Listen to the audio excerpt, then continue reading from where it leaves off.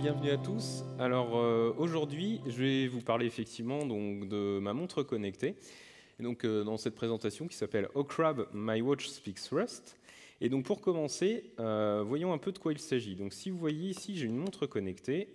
Hop, voilà. Alors attention parce que le montage est un peu délicat.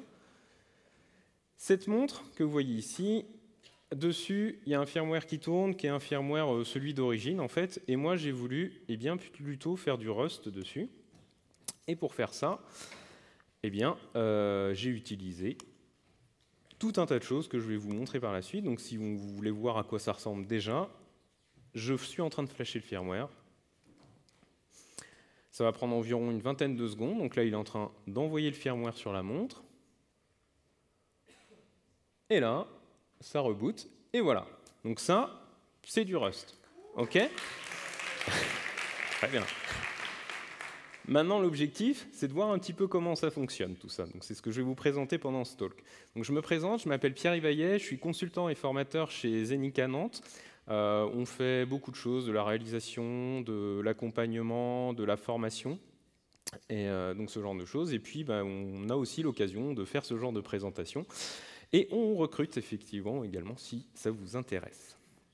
Donc, avant de commencer cette présentation, un petit disclaimer, ce n'est pas forcément quelque chose que je fais au quotidien. L'embarqué et tout ce que je fais autour de Rust, c'est plutôt malgré tout un hobby.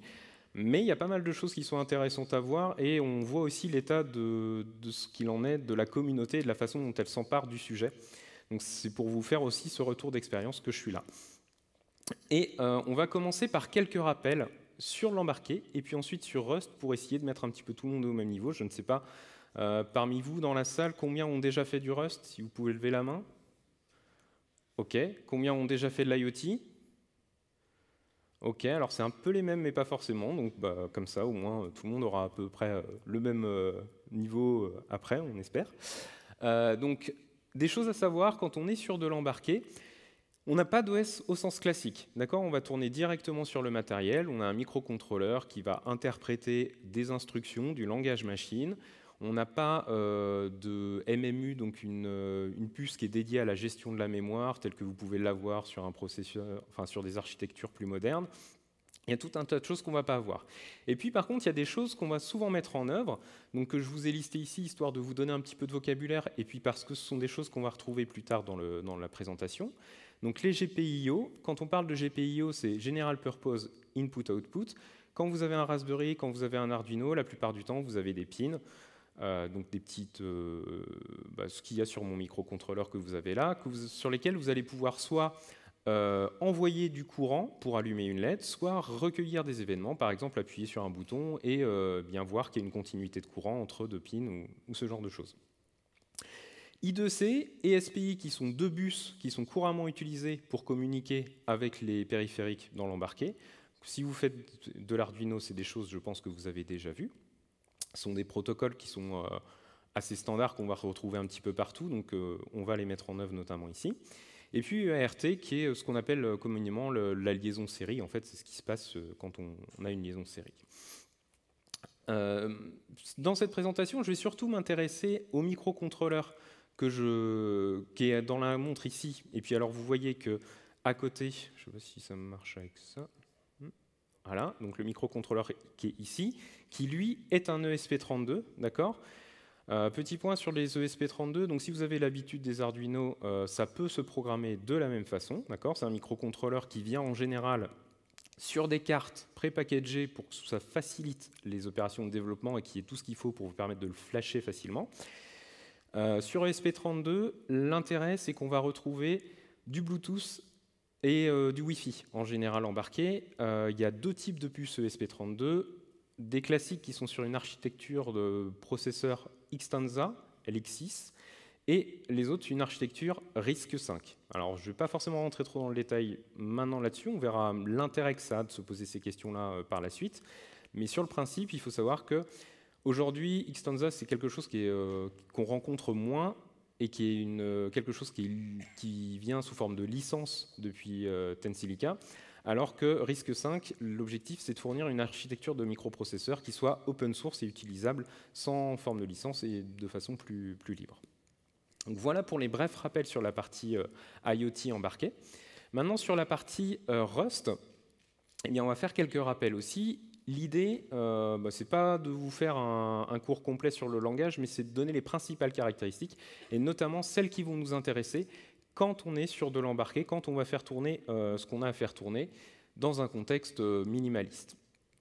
Alors, le premier point, et ça je pense que si vous avez entendu parler de Rust, vous l'avez en tête, quand on parle de Rust, on parle de la memory safety et de la notion d'ownership. D'accord ? Quand on a ces notions-là en Rust, ça veut dire qu'une valeur, elle a un contexte qui est propriétaire de cette valeur, et quand on sort de ce contexte, on va libérer la mémoire. Ce qui permet d'avoir une gestion de la mémoire qui soit sûre, sans avoir besoin d'avoir un garbage collector. On peut dire aussi que c'est le compilateur finalement qui va faire office de garbage collector en quelque sorte, dans le sens où il va insérer dans votre code ce qu'il faut pour libérer la mémoire au moment où vous n'utilisez plus les choses. Autre caractéristique intéressante, c'est la notion de type safety. Donc, il y a un système de typage qui est assez puissant et assez intéressant à utiliser dans Rust, et on va voir comment est-ce qu'on peut le mettre en œuvre, notamment pour l'embarquer, pour représenter l'état de ce qu'on va manipuler. Autre point intéressant, c'est la notion de zero cost abstraction. Donc, quand on a du Rust, l'idée c'est que tout ce que j'ai évoqué, la notion de memory safety, la type safety, la plupart de ces choses, c'est des choses qui sont faites par le compilateur, sont des vérifications, des opérations qui sont faites par le compilateur au moment où vous construisez votre projet, mais elles n'ont pas forcément d'impact sur le code qui va être généré. Donc on reste sur quelque chose d'assez minimaliste et de relativement proche de la machine, tel qu'on aurait pu l'avoir si on l'avait fait en C. La différence étant qu'en C, on n'a pas tous les contrôles que va faire le compilateur dans le cadre de Rust. L'autre notion qui est mise en avant pour Rust, c'est la notion de fearless concurrency, qui est finalement héritée des autres caractéristiques, notamment sur la memory safety. On va mettre en œuvre certains patterns de Rust pour pouvoir faire de la programmation concurrente sans avoir de problèmes d'accès concurrent à des zones mémoire ou autres, parce qu'on va utiliser les caractéristiques de Rust, et notamment la notion d'ownership, et le fait qu'on ne peut pas avoir plusieurs propriétaires d'une valeur qui peuvent la modifier à un instant donné en même temps. Et l'autre intérêt qui est important, même si ça peut paraître un peu contre-intuitif quand on découvre Rust, parce que Rust est un langage qui peut avoir la réputation d'être assez compliqué, mais malgré tout, un des objectifs de la communauté, c'est de développer une bonne expérience utilisateur, une vraiment très bonne expérience utilisateur, et ça, vous pouvez l'avoir malgré tout si vous regardez, quand vous regardez les messages d'erreur du compilateur, il vous indique là où vous êtes trompé, en vous proposant normalement des solutions pour pouvoir corriger votre problème. Et donc, il faut bien avoir ça en tête, parce que ça a un impact aussi sur la façon dont les choses sont faites pour la partie embarquée. Donc voilà sur les rappels pour le langage Rust. En général, quand on a un projet Rust, on va avoir alors là je vous mets vraiment un projet minimaliste, mais ce qu'on va avoir souvent, c'est un fichier cargo.toml. Si vous venez du monde du Java, ce serait l'équivalent d'un pom.xml ou d'un package.json en Node. Enfin voilà, c'est ce qui va décrire votre projet, que ce soit en termes de dépendance, mais également peut-être en termes de métadonnées, qui est le mainteneur, comment le joindre, quelle est la version du projet, ainsi de suite. Un répertoire SRC dans lequel vous allez retrouver les sources de votre projet. Après, il peut y avoir d'autres répertoires, mais je vais rester pour l'instant assez minimaliste là-dessus. Et ensuite, quand on va vouloir construire ou lancer son projet en Rust, on va le faire au travers de l'outil Cargo. Donc vous voyez, cargo.toml, c'est un descripteur Cargo finalement. Et donc Cargo va nous permettre de construire le projet, de lancer le projet éventuellement, si c'est quelque chose qui est un binaire, de formater le code. Et voilà, j'en passe vraiment énormément de choses. Et ce qui se passe, c'est qu'en général, on peut aussi étendre les fonctionnalités de Cargo. On peut rajouter un système de plugins pour lui rajouter des fonctionnalités. Et notamment, on va en avoir besoin dans notre cas pour l'embarquer. Alors maintenant, pourquoi est-ce que Rust est particulièrement adapté pour l'embarquer ? Quand on voit ce genre de programme, là, vous avez un programme vraiment minimaliste en Rust qui va juste afficher « Hello World ». Pour afficher un Hello World, classiquement, vous voyez que ce que je vais avoir, alors je vais passer dans le code, ce sera peut-être plus clair pour vous. Hop.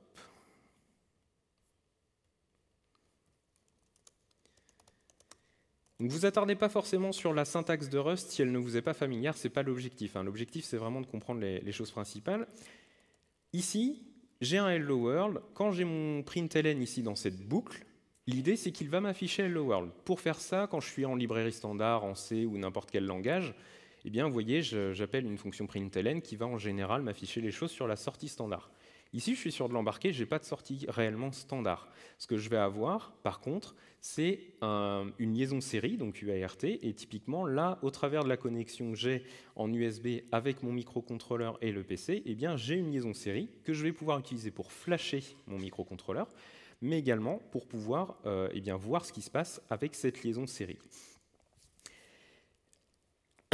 L'intérêt, c'est que comme je ne vais pas pouvoir utiliser la sortie standard, eh bien, je ne suis pas dans l'édition standard de Rust. Je ne peux pas utiliser la bibliothèque standard complète de Rust. C'est la signification de ce que vous voyez ici, le NoStd. Ça permet d'indiquer au compilateur Rust, OK, je veux que tu me compiles ça, mais tu ne vas pas m'intégrer la librairie standard parce que je suis sur un autre contexte. Je veux vraiment que tu me génères le code minimaliste, tu ne pars pas de ce qu'il y a. Et on va voir, donc je vais vous le montrer juste après, qu'on a d'autres alternatives de choses qu'on va pouvoir utiliser. Alors là, par exemple, moi, je vais utiliser un println un peu particulier. L'intérêt de ce println, c'est qu'il va être capable de me sortir ça sur la partie liaison de série. Et donc pour ça, si je vous montre ici, je vais reflasher. Donc je vais flasher cette fois-ci ce microcontrôleur, OK, avec mon programme que vous voyez côté gauche. Je vais le flasher. Alors, vous voyez que j'ai beaucoup de choses branchées sur mon PC. Donc, je le compile, il le flash, et une fois qu'il va être flashé, eh bien voilà, ça se lance sur mon microcontrôleur, et par la liaison série, j'ai mon Hello World qui s'affiche. Il s'affiche parce que j'ai bien intégré la partie, justement, println. Donc ça, je le fais sans la bibliothèque standard de Rust. Mais même si je n'ai pas la bibliothèque standard de Rust, eh bien, j'ai quand même différents dérivés de cette bibliothèque standard qui me permettent d'avoir accès à certaines fonctionnalités minimalistes. C'est ce qu'on va appeler core, alloc et std, c'est vraiment quand vous avez tout. Quand je suis en OSTD, j'ai quand même accès à tout un tas de fonctionnalités. Qu'est-ce que je pourrais vous donner comme exemple? J'en ai pas qui me viennent comme ça. Mais là, si vous en avez là déjà sous les yeux dans le code. Mais par contre, je ne peux pas faire d'allocation, je ne peux pas manipuler des vecteurs ou des choses comme ça. Si je veux avoir accès à ces vecteurs, il va falloir que je prenne un complément qui est la partie alloc. Donc là, je peux quand même avoir ça, mais ça veut dire qu'il faut que j'ai un allocateur de mémoire à disposition. Et puis si j'ai vraiment tout ce qu'il me faut de la librairie standard, donc la notion de thread, de mutex, ainsi de suite, eh bien je suis en mode std. Donc ce qu'il faut bien avoir en tête, c'est pourquoi Rust est adapté pour l'embarquer, parce que justement on a ce niveau de granularité où on peut avoir différentes versions quelque part de la librairie standard et de ce qui est fourni de base avec le langage, donc core, alloc et std, qui vont fournir des fonctionnalités supplémentaires en fonction du contexte dans lequel on s'exécute et de ce que ça fournit. Un autre point qui est intéressant à ce niveau-là, c'est la partie qu'on va appeler type state pattern. Donc on va utiliser pour ça le système de typage de Rust pour représenter l'état de configuration de notre matériel. Donc vous voyez ici, j'ai un extrait de code Rust, encore une fois. Si je vous montre ça sous forme de démo également. Hop.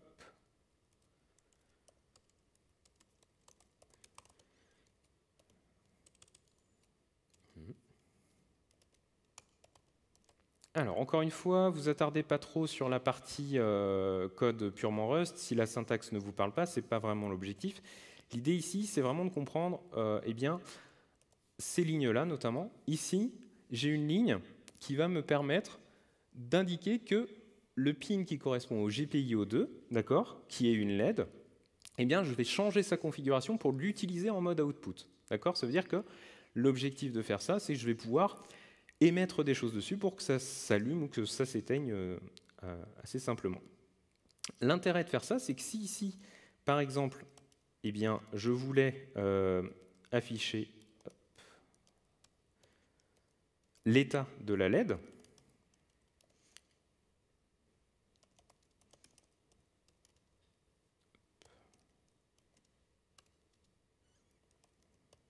Donc ça, je vais pouvoir le faire avec une fonction qui est isI, pour savoir son état. Hop. Et bien, ce qui va se passer, c'est que si j'essaye de compiler ça, le message d'erreur que je vais avoir ici m'indique que cette méthode isI n'est pas disponible sur la LED. Pourquoi? Parce qu'elle est en mode output. Et à partir du moment où elle est en mode output, je ne peux pas interroger son état. Pour ça, il faudrait qu'elle soit en mode input, donc qu'elle soit configurée correctement. Donc c'est ça qu'on appelle le type state pattern. Si je corrige ce point, hop, vous allez voir que cette fois-ci, on va pouvoir le faire. À nouveau.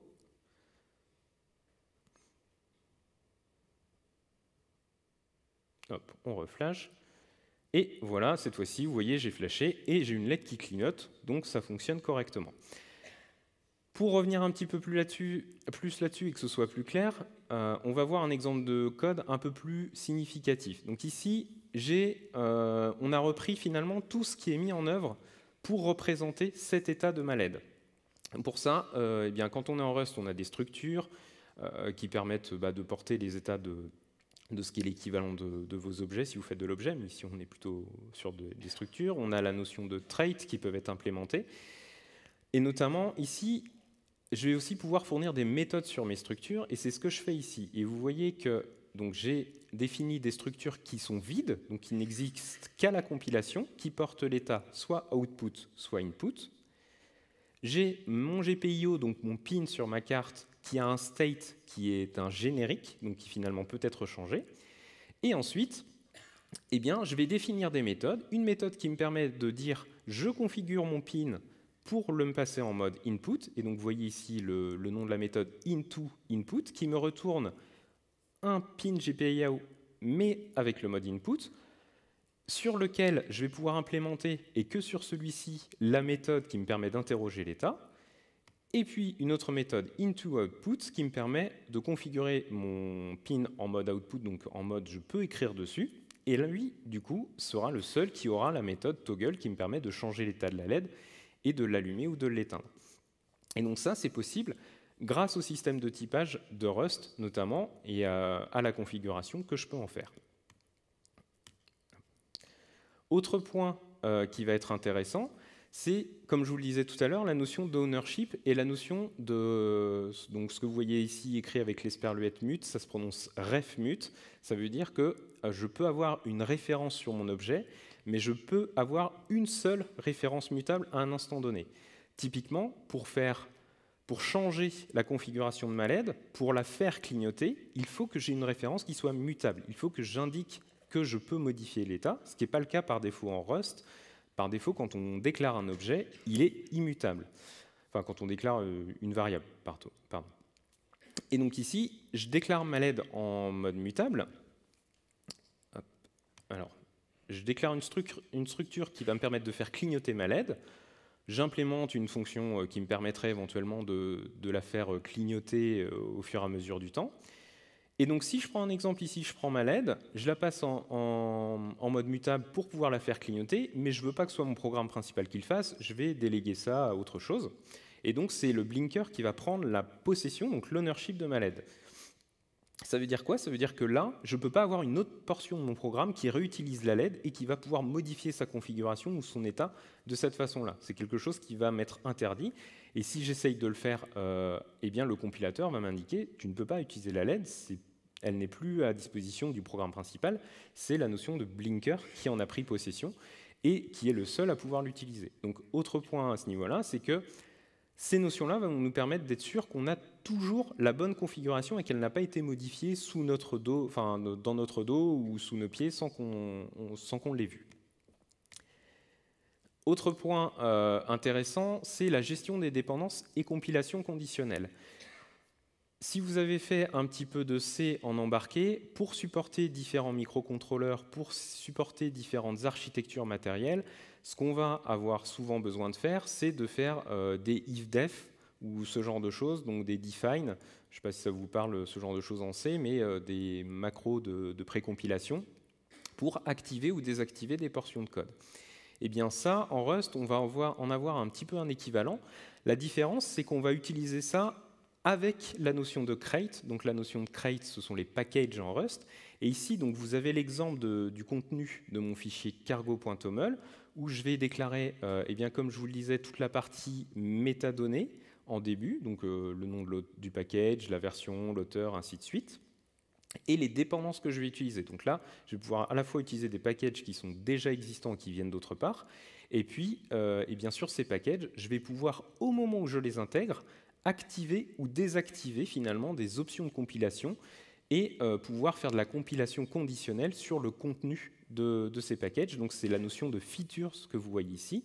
Et là, l'intérêt, par exemple, c'est que je peux avoir un package ESP Backtrace qui va implémenter les choses pour plusieurs architectures. Et au lieu d'avoir besoin de passer ça aux options du compilateur, c'est directement mon fichier cargo.toml qui va intégrer cette notion de features et qui va me permettre, par exemple ici, de dire, eh bien, je suis sur une puce de type ESP32, donc active-moi toutes les spécificités qui sont liées à cette puce-là.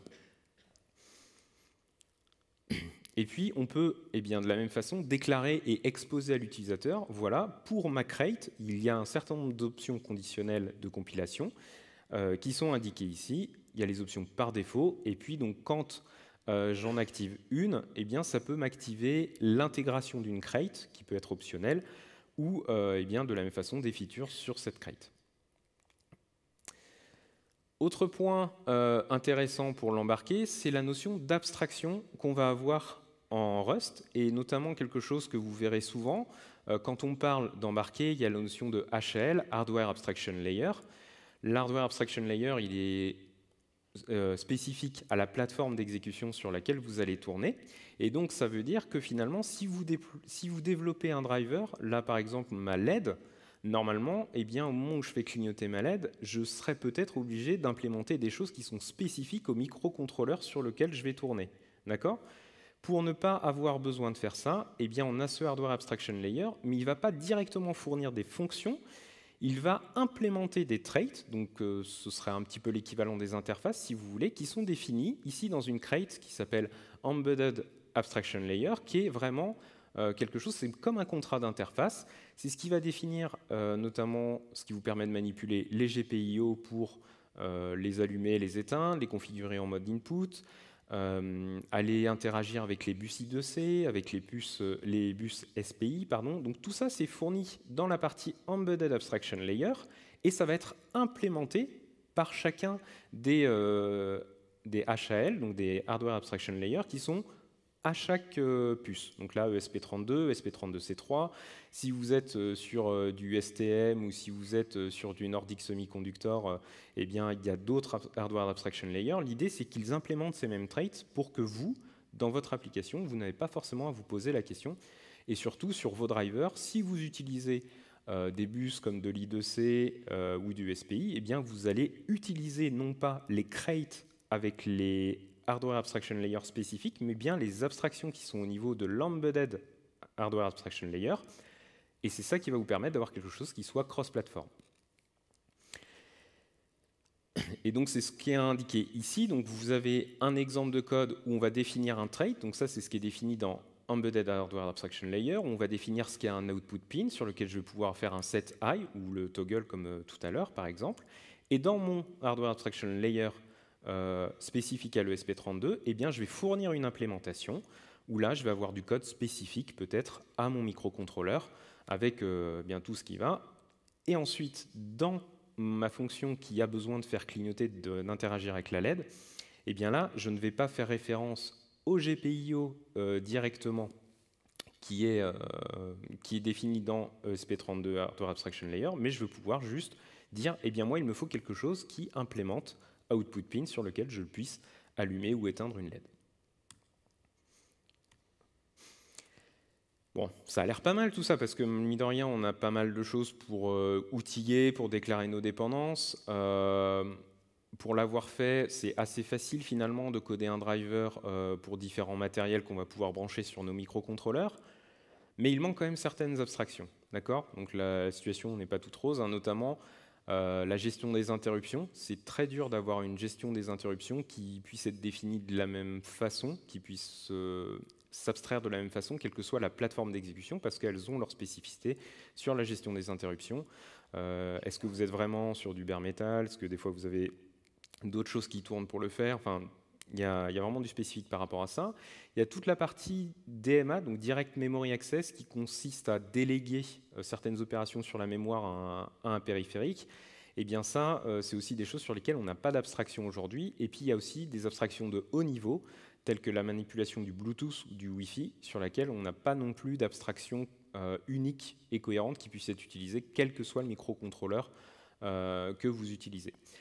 Après, à noter que c'est en cours, notamment côté Espressif. Il y a un projet qui s'appelle Embedded SVC, dont l'objectif est de fournir ces abstractions pour des services de plus haut niveau, donc comme le stockage, comme le Wi-Fi, le Bluetooth pas encore, mais on espère pour bientôt. Voilà.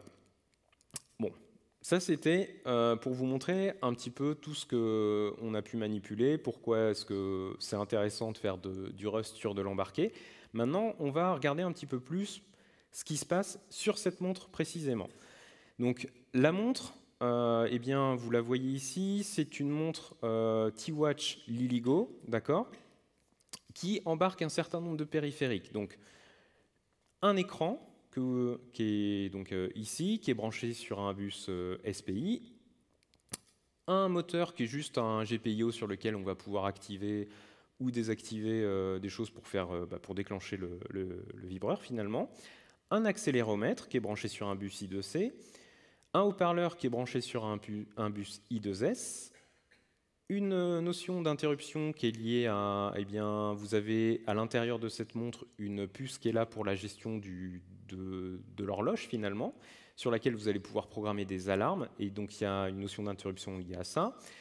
Il y a l'écran tactile qui est branché également sur un bus I2C avec sa propre interruption pour avoir les informations des événements lorsqu'on fait des choses sur la montre tout simplement. Il y a également un émetteur infrarouge, et puis ici le PMU, donc Power Management Unit, qui permet de gérer la partie alimentation des différents éléments de la montre, et notamment, eh bien, on a la possibilité de couper l'alimentation de l'écran en laissant des choses tourner en arrière-plan, histoire d'économiser la batterie, de savoir quel est l'état de la batterie, de regarder est-ce que la montre est branchée ou pas, ainsi de suite, enfin de connaître un certain nombre de ces choses. Et donc, cette montre, parmi les deux types de microcontrôleurs que je vous ai montrés tout à l'heure, il y a quand même une contrainte, c'est qu'elle tourne avec une architecture particulière qui est l'architecture Xtensa. Donc pour bien comprendre les implications de tout ça, on va se repencher sur la construction du firmware. Donc quand je veux construire un firmware pour ma montre, comment ça fonctionne? Donc je pars du code source que vous avez vu en Rust. Je vais avoir le compilateur rustc qui va me produire ce qu'on appelle une IR, une Intermediate Representation, qui va être utilisé par un back-end LLVM, LLVM étant un compilateur libre, qui va me produire du code objet. Cette distinction, on n'a pas forcément l'habitude de la voir, parce que notamment, eh bien, LLVM, depuis sa création, a bien séparé la partie front-end de la partie back-end. Côté GCC, c'est quelque chose qui a toujours été plus compliqué à faire bien la distinction entre ces deux choses-là. Et donc, il faut bien avoir en tête que quand on veut faire finalement du Rust, eh bien, on a le compilateur rustc, mais lui, son objectif, c'est bien de faire tous les contrôles qui sont liés au fonctionnement de Rust, mais ensuite de produire cette représentation intermédiaire qui va être utilisée par le back-end LLVM pour produire notre code objet. Ensuite, on a le code objet de différents modules. Ces différents modules ou ces différents, bien, si on était sous un OS un peu plus classique, ces différentes librairies statiques, j'ai envie de dire, eh bien, on va faire l'opération de link, c'est-à-dire qu'on va définir comment est-ce que je peux faire appel depuis mon binaire à une autre librairie. Et donc ça, c'est le linker qui s'en charge. Et à la fin, on a un résultat qui est ce qu'on appelle un format d'exécutable. Alors là, je vous ai mis ELF par exemple, parce que c'est celui qu'on retrouve le plus souvent. Donc c'est Executable and Linkable Format, et c'est notamment le format des exécutables sous Linux assez classiquement. Et puis bah, là, par exemple, c'est le format qu'on va retrouver aussi, même s'il n'est pas exécutable directement. Et une fois qu'on a ça, eh bien, on va avoir un flasher qui va prendre cet exécutable, le mettre au bon format, créer les bonnes partitions, pour envoyer les informations au microcontrôleur et faire en sorte qu'il puisse démarrer correctement. C'est un petit peu plus compliqué que ça, mais je ne vais pas forcément rentrer plus que ça dans les détails sur ce point-là pour ce talk. Et donc, comment est-ce qu'on arrive à ça? Eh bien, pour ça, en Rust, on s'appuie sur une toolchain. La toolchain, ça veut dire que vous allez avoir à la fois la partie compilateur front-end, mais aussi la partie back-end LLVM sur lesquelles il va se baser pour construire le code objet, mais aussi les librairies sur lesquelles il va pouvoir s'appuyer et qu'il va pouvoir utiliser pour vous fournir les fonctionnalités de base du langage. Et donc, un des gros intérêts de Rust, c'est que quand vous installez Rust, en général, pour faire ça, vous utilisez RustUp. RustUp va vous permettre de gérer les targets, donc les cibles de compilation que vous voulez avoir. Et ça veut dire que pour faire de la cross-compilation, eh bien, c'est extrêmement simple parce que vous allez simplement rajouter des nouvelles toolchains, des nouvelles même targets, je devrais dire, pour votre cible. Donc, par exemple, là, j'utilise un Mac. Eh bien, je vais avoir cette cible qui va être utilisée, donc x86-64, Apple Darwin.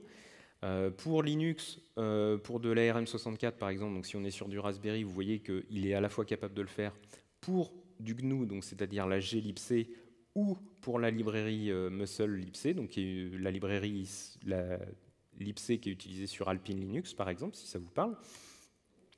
On a aussi d'autres targets avec d'autres architectures, donc on retrouve ARM64, mais cette fois-ci, vous voyez, avec des cibles qui sont unknown, none, et bien là, ça veut dire qu'on va tourner en bare metal, on va directement tourner sur le processeur, et vous voyez la même chose pour des architectures RISC-V, pour d'autres types de processeurs ARM, ainsi de suite, et puis vous voyez, il y a même du WebAssembly, donc directement et assez facilement, on peut compiler son Rust vers du WebAssembly.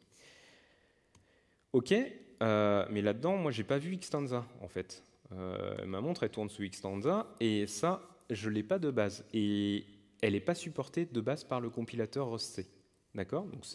Et pourquoi elle n'est pas supportée par le compilateur Rust-C? Parce que le backend Xtensa n'existe pas côté LLVM. D'accord? Donc LLVM supporte tout un tas d'architectures matérielles, mais malheureusement pas celle de l'ESP32. Mais heureusement, c'est en cours, d'accord? Depuis 3 ans. Ça fait 3 ans qu'il y a des travaux qui sont faits là-dessus. Donc ça avance, mais c'est un peu long. Malgré tout, on arrive vraiment au bout. Alors, au bout de 3 ans, on peut se poser la question, mais il y a vraiment de l'avancement sur ces notions-là. Et ils sont en train d'intégrer eh bien, le support du backend Xtensa et donc des ESP directement dans LLVM pour nous permettre de compiler nos programmes Rust pour la montre. Ok, mais là, j'ai du Rust qui tourne sur ma montre quand même. Vous l'avez vu? Enfin, vous l'avez vu. J'aurais pu juste afficher une image, mais si vous me faites confiance, vous pouvez savoir que j'ai bien du Rust qui tourne sur ma montre. Pourquoi? Eh bien parce que chez Espressif, ils ont embauché des gens pour travailler sur le support de Rust, d'accord, sur leur toolchain. Il y a énormément de gens qui travaillent sur la partie soft côté Xtensa, et notamment, eh bien, il y a des gens de chez Espressif qui maintiennent un fork à la fois de la partie toolchain de Rust et de LLVM pour fournir le support de l'architecture Xtensa. Et donc c'est ce support qui doit être mergé et intégré à LLVM. Donc il existe déjà, il faut juste le remonter à l'upstream côté LLVM. La bonne nouvelle qui est sortie cette semaine, alors ils avaient déjà simplifié énormément les choses depuis 1 an et demi sur l'installation de cette toolchain custom, mais aujourd'hui, enfin cette semaine, ils ont sorti un outil dédié pour ça qui s'appelle ESPUp, donc en référence à RustUp, où vous allez pouvoir eh bien, l'installer avec Cargo, comme vous le voyez sur les commandes qui sont ici à l'écran, faire un ESPUp install, exporter les bonnes variables pour utiliser le bon compilateur à LLVM sur votre système, et à partir de là, eh bien, vous allez pouvoir compiler votre programme en Rust. Autre chose qui est très intéressant, vous avez vu la notion de crate et la notion de cargo.toml qui permettent de déclarer notre projet, et puis il peut y avoir une structure un petit peu particulière. Et bien plutôt que de devoir tout réinventer et tout réécrire from scratch, il y a autre chose qui est très intéressant côté Rust, qui est cargo generate, qui vous permet de prendre un modèle de repository de source, et à partir de ce modèle, eh bien, de créer un nouveau projet, en remplissant certaines questions, en complétant certains champs. Alors, je pense que côté monde du JavaScript, ça doit vous parler, parce qu'il y a tout un tas d'outils qui font la même chose. Mais ça a énormément d'intérêt ici, parce qu'encore une fois, eh bien, ça vous simplifie la vie sur le bootstrap d'un nouveau projet. OK. Avec tout ça, on est prêt là quand même, c'est bon, parce que ça fait beaucoup de choses. Ben non, je suis désolé, on n'est pas encore prêt. Pourquoi? Eh bien parce qu'en OSTD, donc quand on tourne vraiment directement sur le microcontrôleur, on est vraiment très limité. On n'a pas d'OS, on n'a pas de gestion des multitâches, on n'a pas d'allocation de mémoire, on est vraiment... ce sera à vous de tout faire. Alors est-ce que vous avez envie de tout faire? Ça peut être un projet motivant, mais si vous voulez rajouter à ça la gestion du Wi-Fi et du Bluetooth, comme moi je voulais le faire pour ma montre, eh bien c'est extrêmement compliqué, je n'ai pas envie de recoder ma propre pile Wi-Fi et ma propre pile Bluetooth. Heureusement, ce qui se passe, c'est que côté Espressif, donc comme je disais, ils ont pas mal de personnes qui travaillent sur la partie toolchain et sur la partie software, et ils fournissent quelque chose qui est FreeRTOS. Alors, ce n'est pas eux qui l'ont fait initialement, hein. FreeRTOS, c'est un projet open source d'un système d'exploitation minimaliste pour de l'embarqué, et eux, ils l'ont wrappé avec leur propre framework qui s'appelle ESP-IDF, comme IoT Development Framework, et qui permet eh bien, de fournir finalement un OS minimaliste pour la montre. Et notamment, ce qui est très intéressant, c'est qu'il va vous fournir, alors je suis désolé pour le côté clair, il va vous fournir les abstractions pour manipuler les GPIO sous cette forme-là. Donc vous voyez, ce sont des fonctions C finalement qu'on va utiliser quand on fait de l'SPI-IDF. Et puis il va vous fournir également toutes les implémentations nécessaires pour la gestion du SPI, de l'I2C, de l'I2S, une gestion de tasks, donc pouvoir faire un petit peu de multitasking et de concurrence, plutôt que de devoir l'implémenter à la main. La notion d'event loop, si vous voulez poster des messages et les récupérer de façon plutôt asynchrone. La gestion du Bluetooth et du BLE, et la gestion du Wi-Fi, qui sont quand même très intéressantes, en tout cas dans mon cas, des timers, ainsi de suite, enfin vraiment une API très très riche. Et là, la question qui se pose, c'est est-ce que j'ai envie de réinventer tout ça en Rust alors qu'il y a quelque chose qui existe? Eh bien non, j'ai pas besoin en fait, parce qu'il y a une crate et il y a une façon de faire en Rust qui permet de wrapper tout ce qui nous est fourni en C pour l'exposer côté Rust.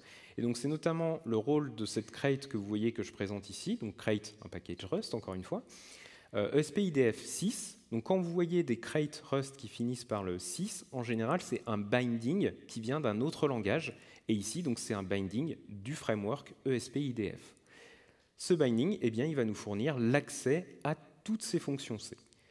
Comment ça marche, l'accès à ces fonctions C? Eh bien, on va utiliser un outil, encore une fois, Rust, qui s'appelle BindGen. Et BindGen, eh bien, vous l'avez résumé ici, il me permet de prendre un fichier .h et à partir de ce fichier .h, de générer un fichier Rust.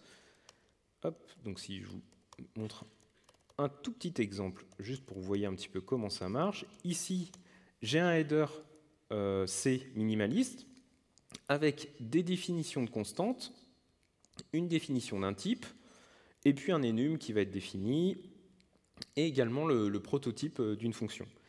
Et bien, si j'appelle BindGen dessus, directement, vous voyez sur la sortie standard, eh bien, il va m'écrire du Rust, d'accord, qui correspond à l'équivalent de ce langage C en Rust, et notamment eh bien, cette fonction qui va être disponible et que je vais pouvoir appeler côté Rust. Donc si je reprends ma chaîne de compilation, ça veut dire que je vais prendre ESP-IDF, et notamment les headers C qui sont fournis par ESP-IDF, lancer BindGen pour générer mon code, lancer Rust C. Alors je vais devoir, ça je l'ai masqué ici, mais je vais devoir aussi compiler le code de ESP-IDF. Et ensuite, eh bien, donc, pardon, c'est ce qui est ici. Donc, j'ai ma librairie en C et je vais linker tout ça. Et à la fin, je vais pouvoir linker mon code Rust et avec du code qui est wrappé en C. À noter, c'est aussi ce qui est fait notamment, vous avez peut-être entendu parler de l'inclusion récente de Rust au noyau Linux. Eh bien, l'objectif de l'inclusion de Rust dans le noyau Linux, c'est d'avoir le même genre de fonctionnalité dans le sens où on ne va pas réécrire tout le noyau Linux en C. On va prendre ce qui est défini à l'intérieur du noyau, on va wrapper un certain nombre de ces primitives dont on a besoin pour écrire des drivers en Rust, par exemple, pour les exposer en Rust, et ensuite, les personnes qui écrivent des drivers vont pouvoir écrire des drivers qui sont plus sûrs en Rust. Et donc, vous avez à la fin cette toolchain complète. On va avoir d'autres outils qui sont disponibles, donc vous les avez déjà rapidement vus à l'œuvre tout à l'heure quand je vous ai fait les différents exemples, donc ESP Flash et ESP Monitor. ESP Flash qui vous permet de flasher l'ESP directement à partir d'un binaire ou d'une sous-commande cargo. ESP Monitor qui me permet de surveiller la liaison série, de me brancher dessus et donc de ressortir les informations. Donc vous voyez ici sur l'image, c'est peut-être petit mais ce n'est pas le contenu qui est important. C'est le principe de ça, c'est que je récupère ça de la liaison série, et c'est ce que j'avais tout à l'heure avec mon Hello World, qui me permet eh bien, de brancher sur le microcontrôleur et de savoir ce qui s'y passe. Et ça, encore une fois, je peux l'avoir directement accessible avec mes outils classiques Rust sans sortir de ce que j'ai l'habitude d'utiliser. Alors, on va maintenant passer à un peu plus de démonstration sur ce qui se passe sur cette montre. Hop. Alors, il y a mon microcontrôleur qui clignote toujours, mais ça, c'est pas grave. Donc la démonstration, vous l'avez déjà un peu vue, l'idée c'est plutôt, je dirais, de vous montrer eh bien, comment est-ce qu'on peut structurer un projet finalement pour aller faire ce genre de choses. Donc là, vous avez le cargo tomol, vous voyez qu'il est assez chargé. Pourquoi? Parce que eh bien, je vous l'ai montré tout à l'heure quand je vous ai montré le schéma, ce qu'on appelle le pinout, donc la définition de tous les périphériques et de leurs branchements qui sont disponibles sur la montre.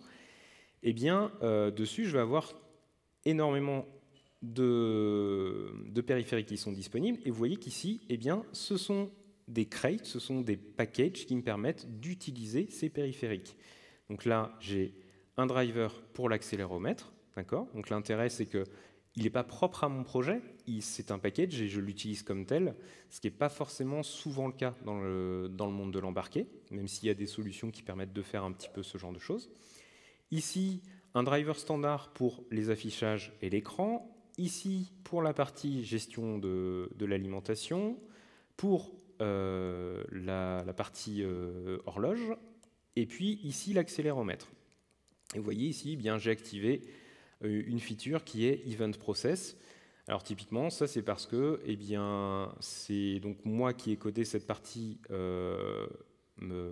driver de l'écran tactile, et j'ai voulu wrapper finalement les définitions bas niveau des événements avec juste les points touchés pour pouvoir détecter les swipes et ce genre de choses, et mon driver est capable de les exposer directement si je lui active cette feature-là.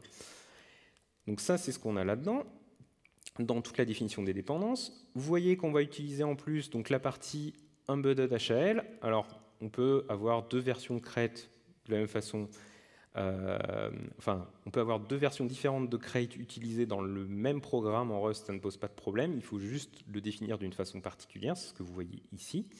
Et ça, on n'a pas le choix parce qu'on est encore sur des choses qui sont un peu en alpha.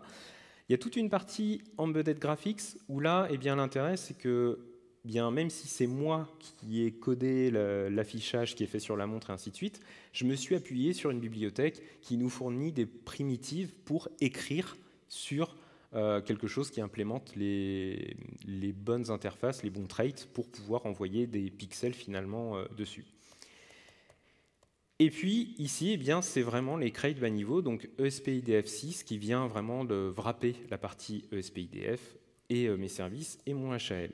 Et une fois que j'ai tout ça, eh bien, je vais pouvoir découper tout mon code C. Alors vous voyez que moi je l'ai découpé selon cette façon-là, mais franchement c'est chacun qui le ferait peut-être comme il veut. J'ai pas forcément moi c'est peut-être pas forcément la meilleure façon. En tout cas c'est celle que j'ai choisie. Donc j'ai TWatch qui va représenter, qui va me fournir une structure plutôt qui représente ma montre. Donc avec une partie hardware abstraction layer que je viens mettre par-dessus les choses plus bas niveau en disant, eh bien moi dans ma montre il y a tous ces périphériques là qui sont disponibles. Une partie, donc la montre pure, qui va me permettre de faire le lien entre cette hardware abstraction layer et la partie sur quel tile je suis. Et sur quel tile je suis, c'est ça qui va être intéressant parce que du coup, mon idée, c'était d'avoir plusieurs choses à vous afficher sur la montre. Et notamment, hop, on va enlever ça parce qu'on n'en a plus besoin. Hop. Ah, du coup, c'est flou. Bien joué. Voilà. Hop. Et typiquement, eh bien, mon idée, c'était que si je swipe ici, hop, ah, bien l'effet démo. Voilà. Si je swipe, vous voyez que je suis capable d'afficher l'heure, décidément. Eh bien,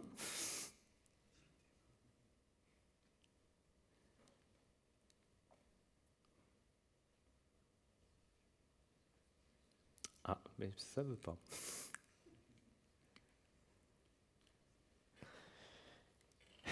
Je vais la reflasher et puis je vais continuer.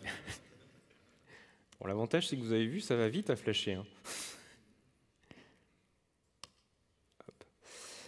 Et donc, je vais en profiter pour couvrir un petit peu les différentes tiles que j'ai pu implémenter. Donc, ce que j'ai fait, c'est que j'ai défini des traits qui me permettent de dire ce que j'attends d'une des dalles que j'affiche sur ma montre. Donc, fournir un nom, avoir un code d'init potentiellement, un code de run, une gestion d'événements, parce que je vais passer les événements à mes tiles qui vont les gérer ou pas. Et s'ils ne les gèrent pas, vous voyez que je retourne un option de TWatch Event pour indiquer est-ce que j'ai traité l'événement, et dans ce cas-là, je retourne none, c'est-à-dire je ne remonte pas l'événement au-dessus, ou sinon je le laisse bubble up, comme on dirait.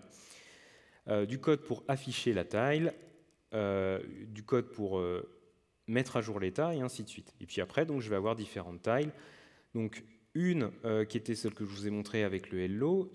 Là où ce qui va être intéressant, ça va être la partie display, qui est ici, où je vais pouvoir, comme je le disais, eh bien, utiliser les primitives nécessaires pour intégrer une image dans mon code et puis l'afficher sur la montre.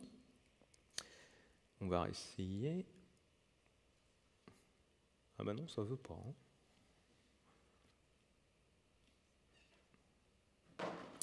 Alors, j'ai montré à plein de monde tout à l'heure, il n'y a aucun souci. Je pense que c'est vraiment l'effet démo. Essuie tes mains. C'est peut-être une bonne idée, ça. Non. Bon. Tant pis. Il faudra me croire sur parole ou alors venir me voir après. Bon. Donc...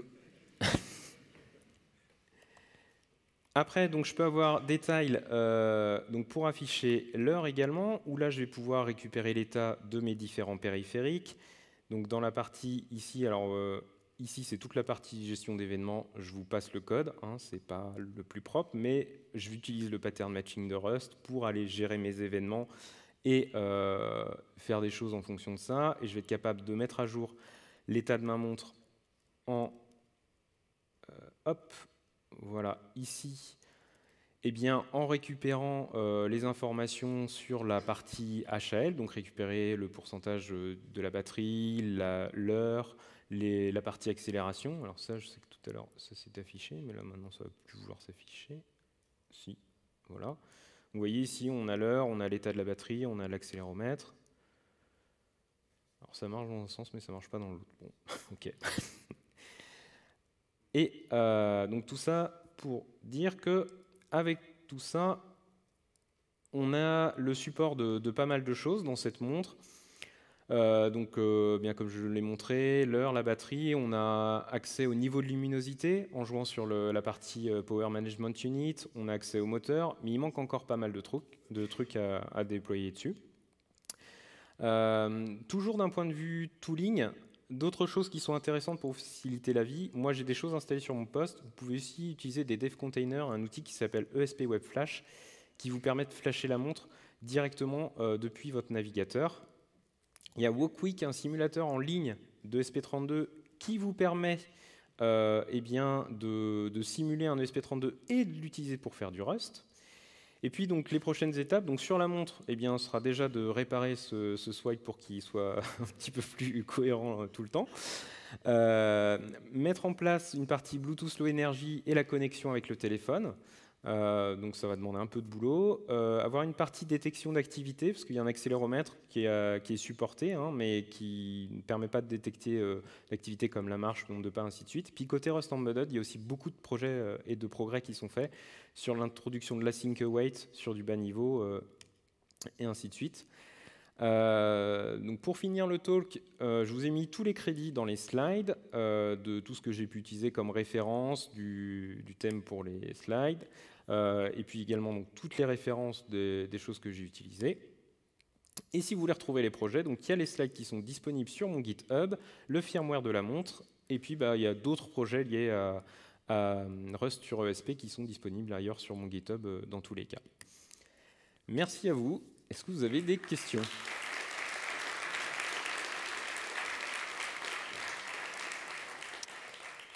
Merci Pierre-Yves. Alors malheureusement, on n'a pas le temps pour les questions. Mais si vous en avez, n'hésitez pas à venir nous voir et faire un changement. Ou même si vous voulez parler de Rust sur ESP ou sur autre chose, il n'y a pas de souci pour que vous veniez me voir. Merci à vous.